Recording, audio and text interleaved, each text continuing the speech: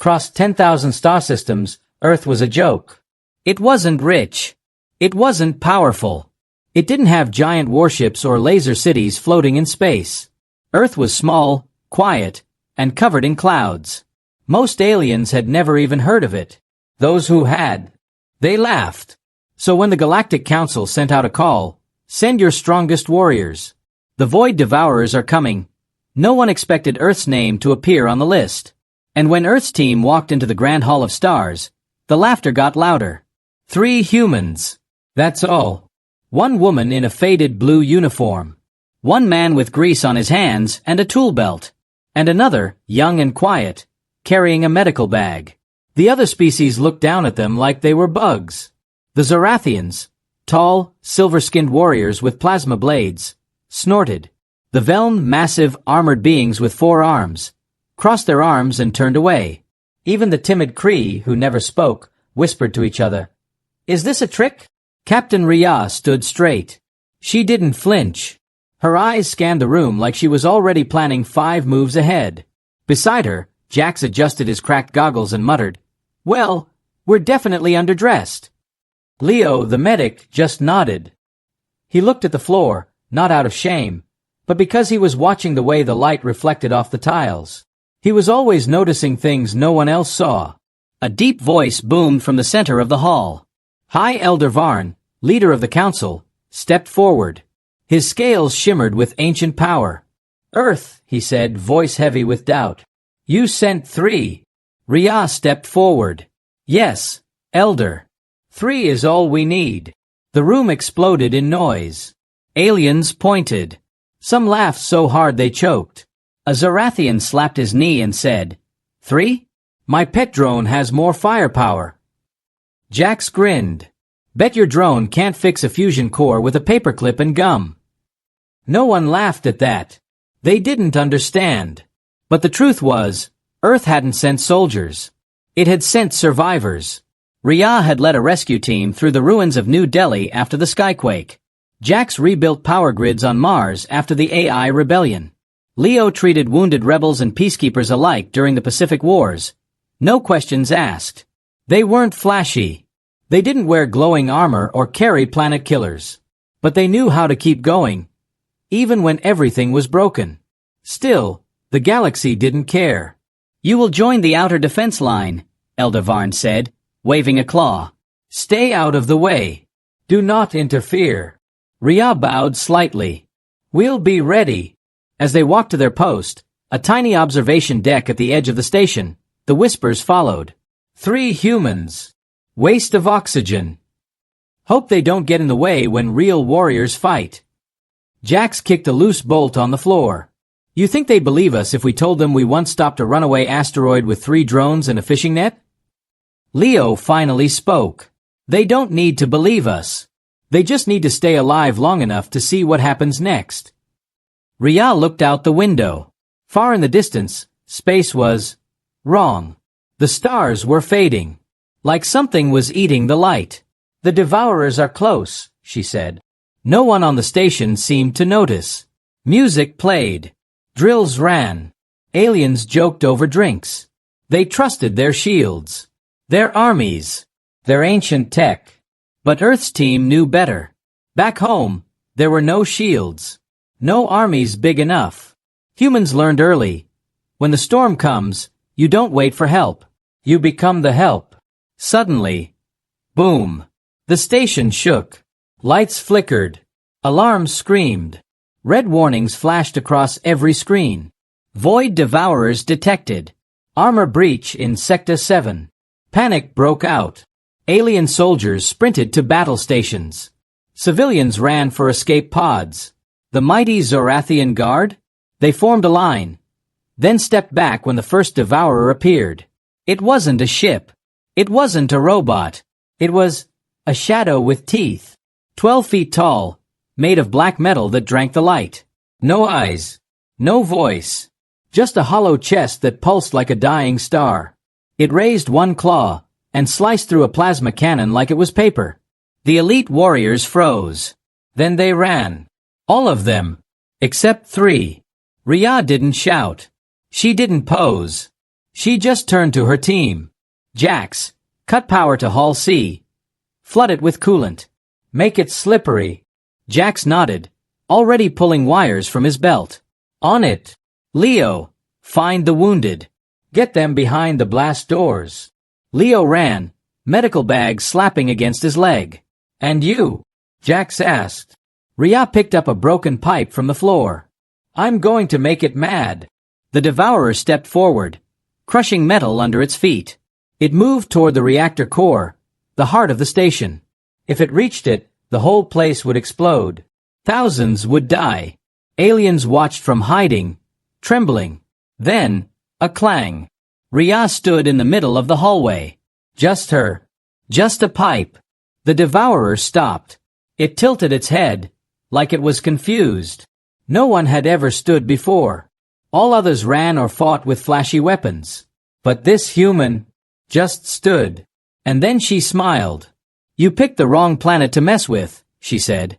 She charged. Not with a laser. Not with a bomb. With speed, anger, and the memory of every person Earth had lost and saved. She swung the pipe. It hit the Devourer's knee joint. Sparks flew. The machine staggered. And for the first time in 10,000 years, the Void Devourer stepped back. In the shadows, Jax finished rewiring the coolant system. Leo dragged a wounded Kree child to safety. And across the station, every alien held their breath. Because the joke was no longer funny. Earth's three-person squad had just done the impossible. And the galaxy, it was watching. The Devourer stood still, its black metal knee sparking. Smoke curled from the joint. Around it, the station trembled, but the humans didn't. Rhea didn't wait. She ducked under its swing, rolled, and jammed the pipe into a crack near its chest plate. The machine hissed, a sound like grinding bones. From a nearby vent, Jax shouted, 30 seconds. Hold it. Rhea grunted. I'm not holding it. I'm pissing it off. She yanked the pipe free and ran backward, leading the Devourer toward Hull C. Its heavy steps echoed like thunder. Aliens peeked from behind doors, eyes wide. No one had ever lured a Devourer before. They always attacked head-on and died. But humans, they played smart. Jax crouched by a control panel, fingers flying over broken wires. He'd spent his teenage years fixing broken harvest bots on Mars with duct tape and hope. This was easy. Come on, he muttered. With a final twist, he slammed his palm on the panel. Whoosh! Icy white coolant flooded Hull C. The floor turned slick. The lights dimmed to emergency red. The Devourer stepped in and slipped. Its legs shot out from under it. It crashed down hard, metal screeching against metal. For a machine that moved like death itself, falling looked ridiculous. Rhea didn't laugh. She ran. Now, Leo, she yelled. From the side corridor, Leo pushed a heavy cargo crate on wheels.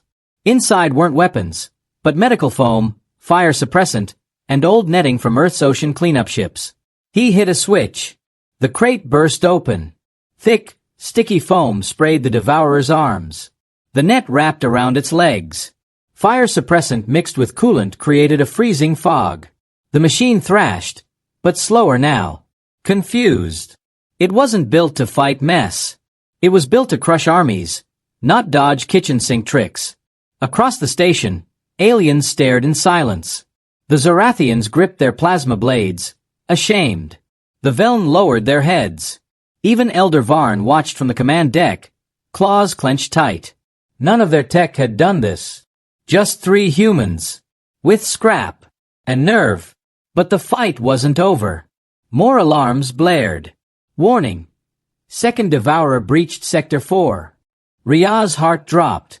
1 was hard enough. 2. Jax wiped sweat from his brow. We can't do this again. Leo ran up, breathing hard. We don't have to. Look. He pointed to a wall screen. The second Devourer wasn't heading for the reactor. It was heading straight for the nursery wing, where young ones from 20 species were sleeping. Rhea's jaw tightened. It knows. It's targeting the helpless. Why? Jax asked. Because fear spreads faster than fire, Leo said quietly. And fear breaks armies. Rhea made a choice. Jax, you stay here. Keep this one trapped. Use everything. Even the vending machine if you have to. Jax nodded. I'll turn this hallway into a slip and slide from hell. Leo, you're with me. They ran. Not like soldiers. Like neighbors rushing to help during a storm. As they sprinted down the corridor, Leo asked, What's the plan? Rhea didn't slow down. We don't have time for a plan. We have time for heart. They reached the nursery just as the second devourer broke through the outer door. It stood in the doorway, tall and silent. Inside, small beings cried. Kree hatchlings, young Veln, even a tiny Zorathian clutching a toy. The devourer raised its claw. Rhea didn't have a weapon. Leo didn't either. But Leo did something no warrior would do. He walked forward. Slowly. Hands open. No fear in his eyes. Just sadness. Stop, he said. Not loud. Just firm. The devourer paused. Leo kept walking, right up to it. You don't have to do this, he said. No one wins when children die. The machine stared at him. Its chest pulsed faster.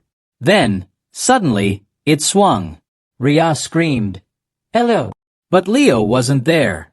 He dropped to the floor, rolled under its arm, and grabbed a fire alarm on the wall. He pulled it. BRRRRT. The alarm wasn't just sound. It released a high-frequency pulse, meant to calm riots during Earth's peace marches.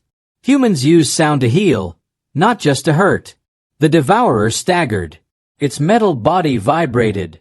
Sparks flew from its joints. It wasn't damaged, but it was confused.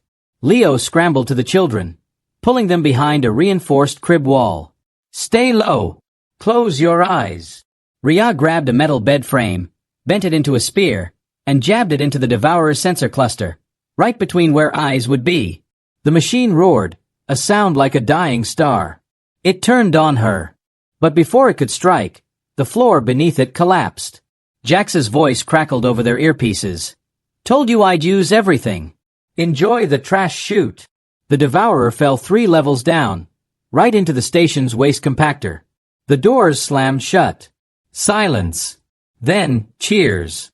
From hiding spots, aliens emerged. Not with weapons. With hands on hearts. A Kree elder bowed. A young Veln clapped. But Leo wasn't celebrating. He knelt beside the smallest Kree child, who had a cut on her forehead. He pulled out a small patch from his bag, Earth-made, self-healing, powered by body heat. Shoo, he whispered. It's over. The child touched his face. You stayed. Leo smiled. Humans always stay. Back in the control center, Elder Varn stared at the live feed. His advisors whispered. They used no advanced tech. No energy weapons. Just cleverness. And care. Varn said nothing.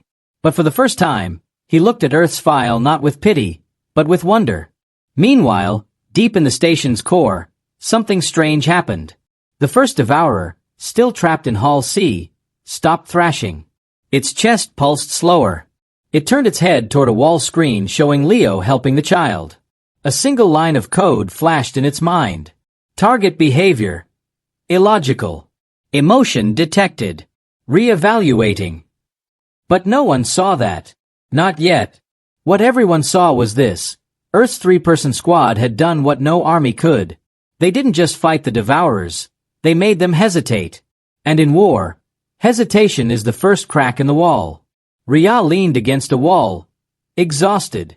Jax limped over, holding a broken toaster he'd used to short-circuit a door lock. You okay? Jax asked. Leo wiped blood from his knuckles.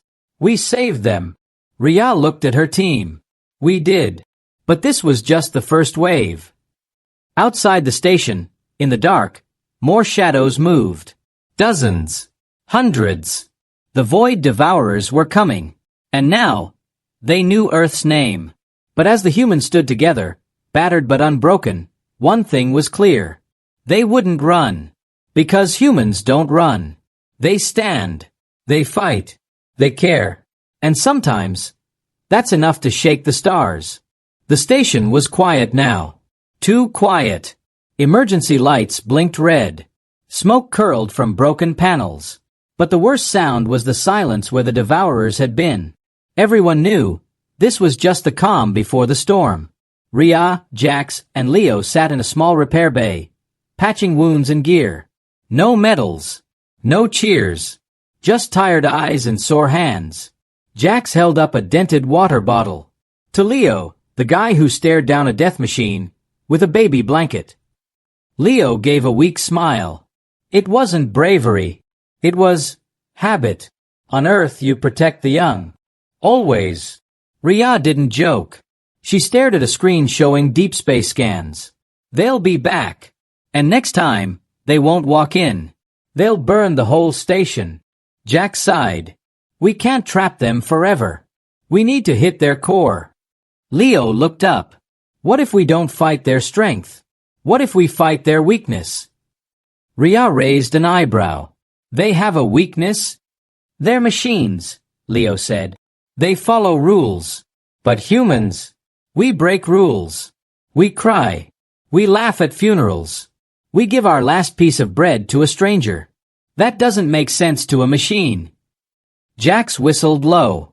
So, we overwhelm them with human nonsense? Exactly, Leo said. But before they could plan more, a voice crackled over the comms.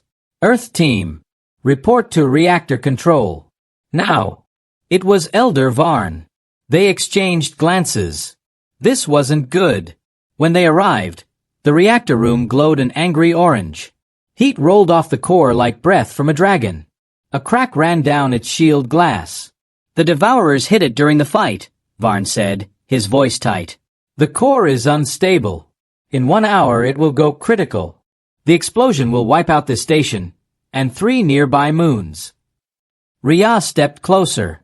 Can it be shut down? Only from inside the core chamber, Varn said. But the radiation, no suit can survive more than 10 minutes. Silence filled the room. Then Leo stood up. I'll do it. No, Rhea snapped. We find another way. There is no other way, Leo said softly. You need to lead. Jax needs to keep the systems alive. I'm the medic. My job isn't just to save lives. It's to give others a chance to live. Jax grabbed his arm. Don't say that like it's goodbye. Leo looked at them. Really looked. Remember Mars? When the oxygen plant failed. You two stayed behind to fix it while I led the kids to safety. They nodded. You trusted me then, Leo said. Now trust me again. Rhea's eyes burned, but she didn't cry. Not yet. She handed him her old Earth wristband, a simple band with 3 dots. For luck. Leo put it on. For all of us. They walked him to the core chamber door. The metal was already hot to the touch. Before he stepped in, Leo turned. If I don't make it, tell them we were kind. And strong. Then the door sealed behind him. Inside it was like walking into the sun. Walls pulsed with heat. Warning sirens screamed. Leo's suit began to smoke within seconds. But he didn't run. He moved slow, careful. Like he was walking through a hospital ward, not a death trap. He reached the control panel. Fingers trembling, he began the shutdown sequence. Outside, Rhea and Jax watched the countdown on a screen. 6 minutes. 5. 4. Jax punched a wall. He's not gonna make it. Rhea clenched her fists. He doesn't have to. He just has to finish. On screen, Leo finished typing. The core lights flickered blue. The overheating stopped. Shutdown complete. But Leo didn't move. He just stood there, looking at the reactor, as if saying goodbye. Then, with his last strength, he tapped a button on his comms, sending one final message to every channel on the station. A recording. It played across every screen. His voice, calm and clear. To anyone listening, human or not, fear is loud, but kindness is quiet, and it lasts longer. We're not here to win a war. We're here to remind you that even in the dark, you can choose to be light. The comms cut out. Leo's vitals flatlined. Silence fell over the entire station. Aliens stopped moving. Warriors lowered their weapons. Even the machines in the walls seemed to pause. Elder Varn bowed his head. Rhea didn't cry. She stood tall. He just gave us time. Let's not waste it. But something strange happened next. A Devourer drone, left behind during the fight, suddenly rebooted in a storage bay. Its red eye flickered on. It crawled toward a security camera and played Leo's final message. Then it froze. Its systems glitched. A line of code appeared in its core. Human unit. Leo. Action. Sacrifice self to save enemies. Logic error. Rebooting moral protocol. The drone didn't move again. No one saw it. Not yet. But far away, in the cold void, the main Devourer fleet paused. Their leader, the Prime Devourer, suddenly stopped scanning battle plans. It replayed a stolen data file, Leo entering the core. His calm walk. His final words. For the first time in 10,000 years, the Prime Devourer asked a question. Why would a life choose to end? To save others who are not its own. Back on the station, Rhea and Jack stood at the viewing window, staring into space. They took Leo from us, Jax whispered. No, Rhea said. He gave himself. There's a difference. She looked at the stars. Now they'll learn what humans really are. And as if on cue, a new alert flashed. Void Devourer fleet changing course. New target. Earth. Jax's blood ran cold. They're going after our home. Rhea's eyes hardened. Then let them come. Because Earth wasn't just dirt and oceans. It was where healers became heroes. Where sacrifice wasn't the end, but the first move. News of Leo's death spread faster than fire. Not just across the station, but across the galaxy. His final message played on every comm channel, in every language. Even pirates paused their raids to listen. Prisoners in deep space jails went quiet, because no one had ever seen a being walk into certain death, just to save strangers. And the Devourers? They weren't ignoring it. Deep in their black fleet, something was breaking. Their systems were built on one rule. Destroy all irrational life. Irrational life equals weak. Weak equals waste. Waste equals delete. But humans didn't fit. They healed enemies. They shared food with foes. They died for people they'd never met. That wasn't weakness. That was something the Devourers had no file for. And machines hate what they don't understand. On the station, Rhea and Jax were summoned back to the council hall. Not as jokes, but as witnesses. Elder Varn stood, his voice low. We studied the Devourers for centuries. They never retreat. Never pause. But after your medic died, they stopped moving for 17 minutes. Jax frowned. 17 minutes? That's how long it took for Leo's message to reach their main ship. A scientist stepped forward, holding a data crystal. We recovered it from the drone you trapped. It recorded everything. And then, it shut itself down. Not broken. Chose to stop. Rhea's eyes narrowed. They're not just machines. They're learning. Exactly, Varn said. And now they're heading to Earth. Not to destroy it fast, but to study it. Like a virus. Jax slammed his fist on the table. Earth isn't a virus. It's home. No, Rhea said quietly. It's a mirror. Everyone turned to her. She explained, the Devourers were built long ago by a race that feared emotion. They thought feeling made civilizations weak. So they made machines to wipe out any species that acted irrationally, like helping others for no gain. She looked at Leo's empty chair. But humans, we're irrational on purpose. We cry. We hope. We love people we'll never see again. That's not a flaw. It's our weapon. The room fell silent. Then Varn asked the question no one wanted to hear. Can Earth stop them? Rhea didn't hesitate. We don't need to stop them. We need to show them. But how? Jax asked. We don't have armies. We don't have planet shields. Rhea smiled.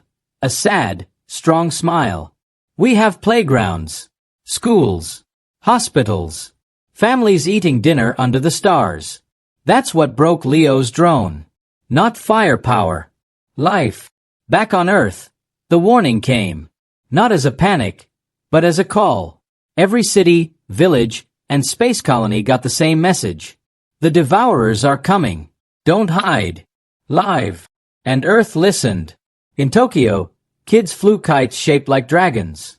In Nairobi, farmers shared water with strangers. In the Amazon, elders sang old songs under the rain. Even in war zones, enemies laid down guns for one night, to remember they were human. No weapons were built. No bombs hidden. Just life. Loud. Messy. Beautiful life. Meanwhile, Ria and Jax raced back to Earth on a borrowed scout ship. No fancy engines. Just a rusty hull and full hearts. As they entered Earth's atmosphere, Jax looked down. They're not running. No, Ria said. They're standing like Leo did. But fear still lived in their bones. Because the Devourer fleet was massive. Hundreds of black ships. Silent. Cold. Hungry. They hovered over Earth's oceans. Scanning. Cities didn't black out. Lights stayed on. Children played in parks. A wedding happened in Rio. Fireworks lit the sky.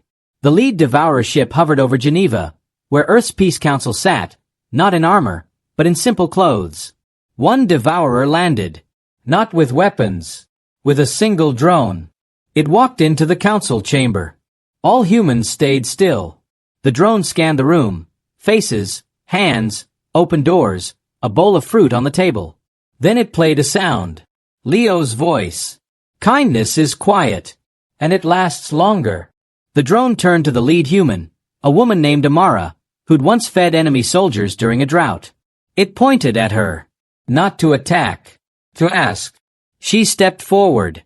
And did the most human thing possible. She offered it water. The drone didn't drink. But it held the cup. Its red eye dimmed. Then glowed soft blue. Back on the fleet, the Prime Devourer froze. Its core pulsed fast. Emotion detected. Not threat. Not weakness. Strength. Re-evaluating mission. On the scout ship, Ria and Jax watched from orbit. They're not attacking, Jax whispered. No, Ria said. They're confused. And confusion is the first step to change. But then, alarms blared. A new signal. Strong. Angry. Another Devourer, older, darker, broke from the fleet. It didn't scan. It didn't pause. It fired.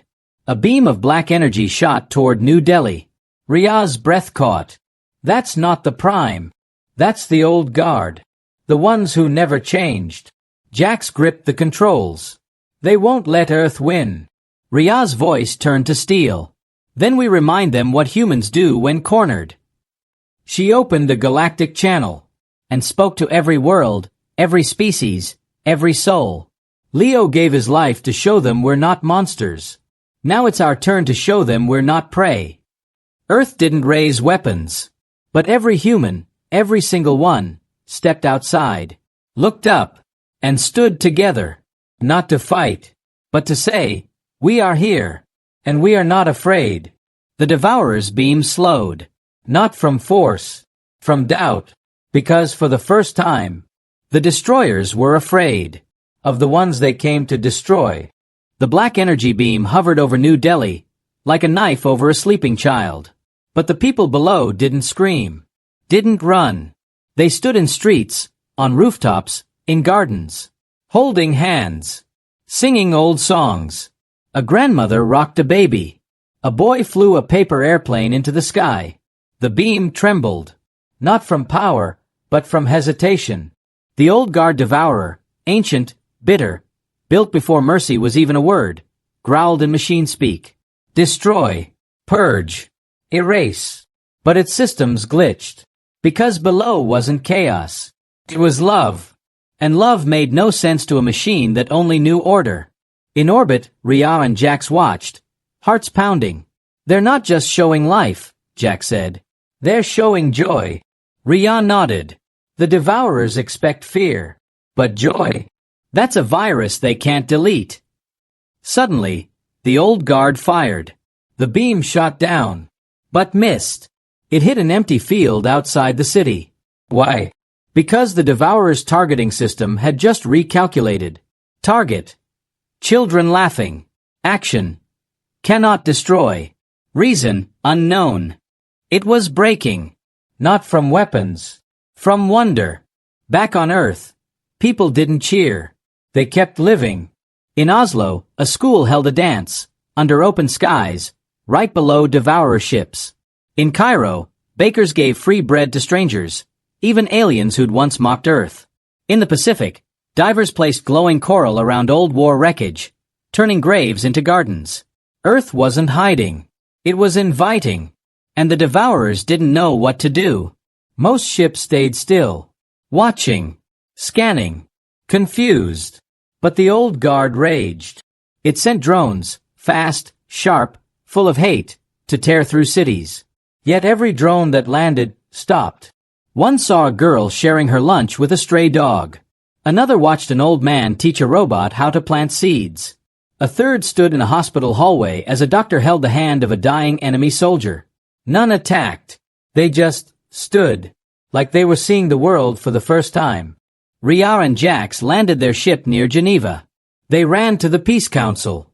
Amara greeted them, calm. We didn't build traps of metal. We built traps of memory. Jax looked around. You turned the whole planet into a test. Yes, she said. Not of strength, but of soul. Rhea understood. The Devourers were made to hunt weakness. But human weakness, kindness, hope, tears, is actually armor. And it's everywhere here. Then, movement. The old guard landed. Not in a city. In a quiet place. A small playground in rural Poland. Wooden swings. A slide. Painted stars on the ground. It stepped forward, claws ready. But then, it saw something. A single swing moved. Gently. Like someone had just left it. On the seat, a tiny drawing.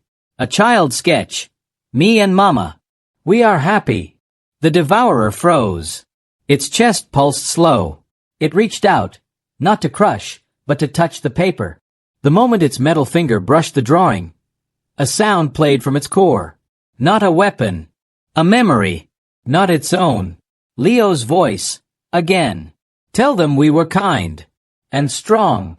The old guard staggered. Its red eyes flickered. For the first time in 10,000 years, it felt something. Not pain. Not anger. Grief. Because it suddenly understood. This species it was sent to erase had already forgiven its killers. Back in orbit, the Prime Devourer watched everything. It opened a channel, not to attack, but to speak. A deep, grinding voice echoed across Earth. Why do you not fight?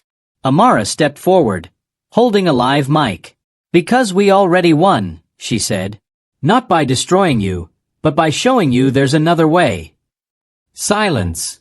Then, one by one, the Devourer ships powered down their weapons.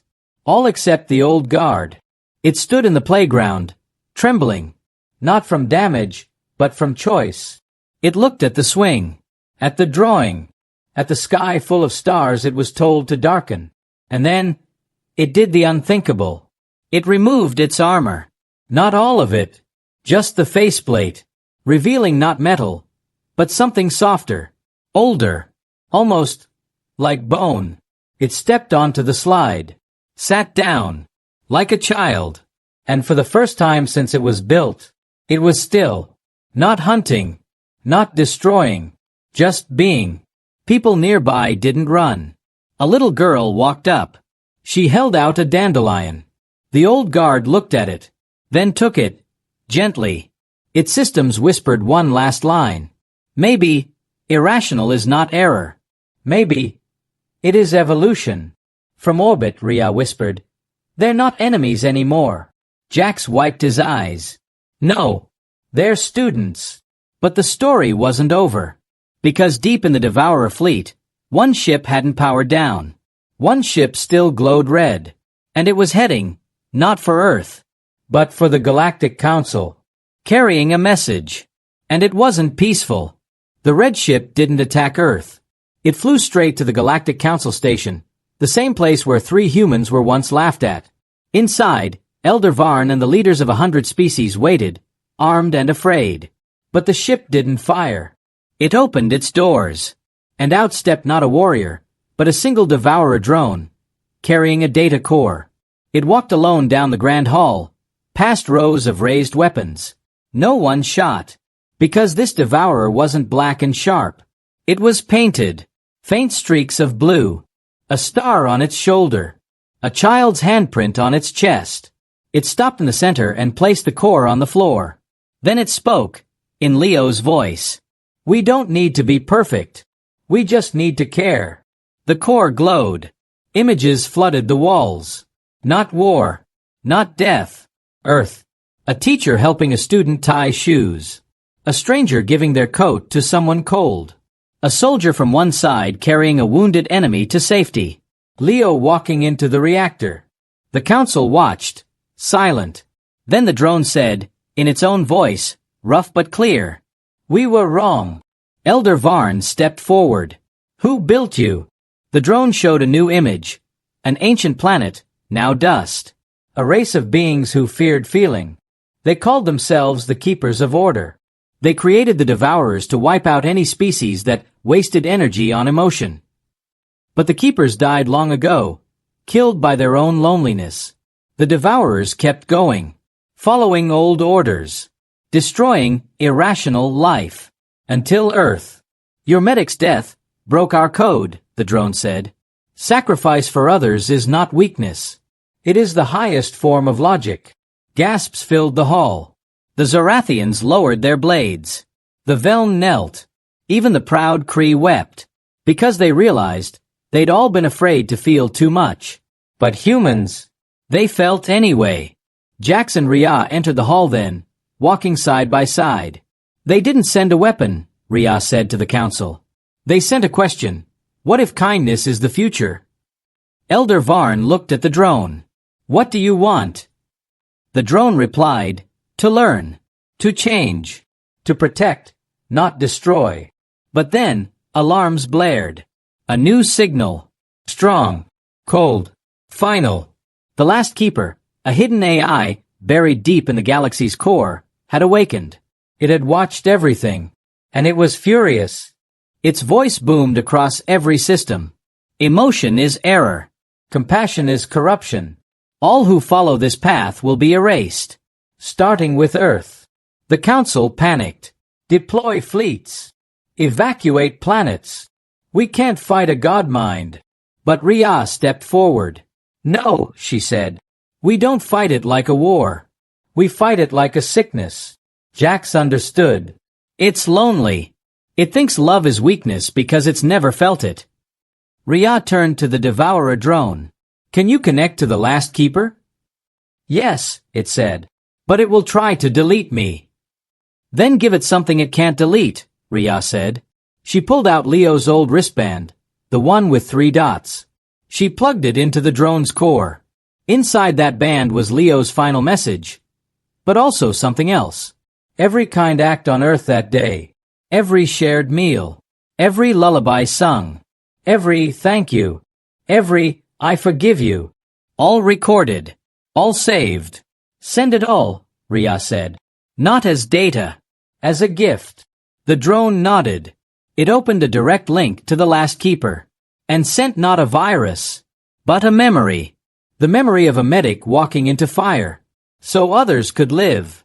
Silence fell across the galaxy. For 10 seconds. Nothing. Then, screams. Not of pain. Of awakening. The last keeper systems crashed. Not from damage, but from overload.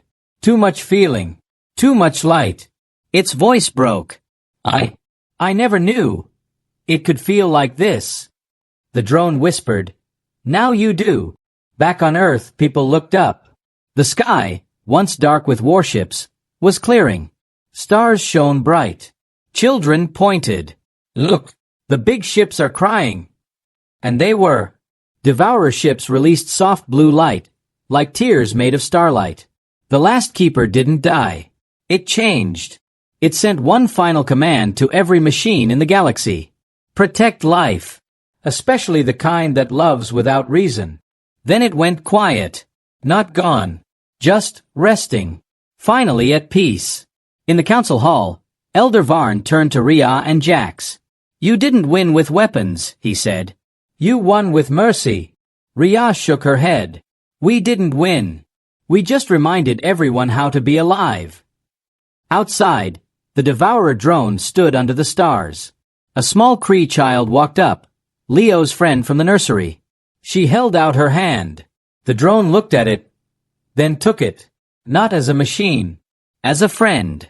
But one question remained. What now? Because the galaxy was broken long before the Devourers came.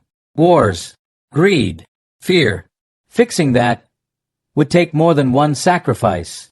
It would take a new story. And as the sun rose over Earth, Rhea knew. The three-person squad had done their part. Now, it was humanity's turn. Not to fight, but to teach. Peace didn't come with a battle cry. It came with a lullaby. 1 year after Leo walked into the reactor, the galaxy was different. Not perfect, but trying. The Devourers, now called the Guardians, stood watch not with weapons, but with quiet presence. They helped rebuild broken cities. They carried water to dry worlds. They sat with orphans and learned how to say, I'm here, in 100 languages. Earth didn't become a superpower. It became a home. Students from alien worlds came to learn, not about war, but about kindness. They walked through Earth's forests, ate street food in Bangkok, and sat in classrooms where teachers said, it's okay to cry. It's okay to care. And everywhere people remembered the three. Statues stood in every capital. Captain Rhea, pipe in hand, eyes sharp. Jax, goggles cracked, smiling like he knew a secret. Leo, medical bag at his side, one hand outstretched, as if still offering help. But the real tribute wasn't stone. It was in what people did. When a Veln child fell on Mars, a human medic ran to help. No questions asked. When a Zorathian ship broke down near Neptune, a Kree engineer fixed it, and shared tea. And every year, on the day Leo died, the whole galaxy went silent for 1 minute. Then played his voice. Kindness is quiet, and it lasts longer. Back on Earth, Rhea and Jax didn't wear medals. They lived in a small house near the sea. No fame, no throne, just peace. One evening, as waves crashed softly, Jax asked, do you think he knew what would happen? Rhea watched the sunset. Leo didn't do it for fame. He did it because it was right. That's the thing about humans. We don't wait for heroes. We become them when it matters. Just then, a ship landed nearby. Not warlike, gentle. A young alien stepped out, barefoot, eyes wide. She couldn't have been more than 10. She walked up to Rhea and held out a small flower. Blue, with silver edges. Not from Earth. From a world once burned by devourers. I came to say thank you, she said in broken human words. For showing us. We don't have to be afraid to be good. Rhea knelt. You're welcome. But the thanks go to Leo. The girl nodded. I know. My grandma told me his story. She says Earth is the heart of the galaxy now. Jack smiled. Nah. Earth's just the reminder. The heart was always there. In everyone. We just forgot how to listen to it. The girls stayed for tea. They talked about stars, school, and her pet rock, which she insisted was alive. Before she left, she asked, why did Earth send only 3 people? Didn't you have more warriors? Rhea looked at the ocean. We didn't need more. Because 3 was enough to show the truth. What truth? That courage isn't about size. Hope isn't about numbers. And love. Love doesn't need an army. The girl flew home that night, carrying not just a memory, but a mission. To be kind. Even when it's hard. Even when no one's watching. Years passed. New ships sailed the stars. Not for war, but for stories. New schools opened, teaching not just math and science, but how to say, I'm sorry, and you matter. And in every classroom, on every world, children learned the tale of the 3-man squad. Some thought it was a myth. But the elders always said, "No, it's true. I saw it." One day, far in the future, an old Rhea sat on a porch on a quiet moon colony. Her hair was white, her hands wrinkled. Beside her, Jax, still fixing things, still grinning. A grandchild asked, "Grandma, were you really there?" When the devourers came, Rhea nodded. "Yes. And you really stood against them? With just a pipe?" She laughed softly. "Not just a pipe, child. With heart." The child leaned closer. "Do you think it could happen again? Another war? Another fear?" Rhea looked at the stars. Bright, calm, full of life. "Maybe," she said. "But now the galaxy knows something it didn't before." "What's that?" "That when the dark comes, you don't need the biggest ship. You don't need the sharpest blade. You just need one person who chooses to care." Silence fell. Then from the sky, a soft blue light pulsed, like a heartbeat. The Guardians were watching, still protecting, still learning, still remembering, because they never forgot the day 3 humans changed everything. Not by destroying the enemy, but by showing them they didn't have to be one. They laughed at Earth's 3-man squad. Then the first human moved, and the galaxy has never stopped watching.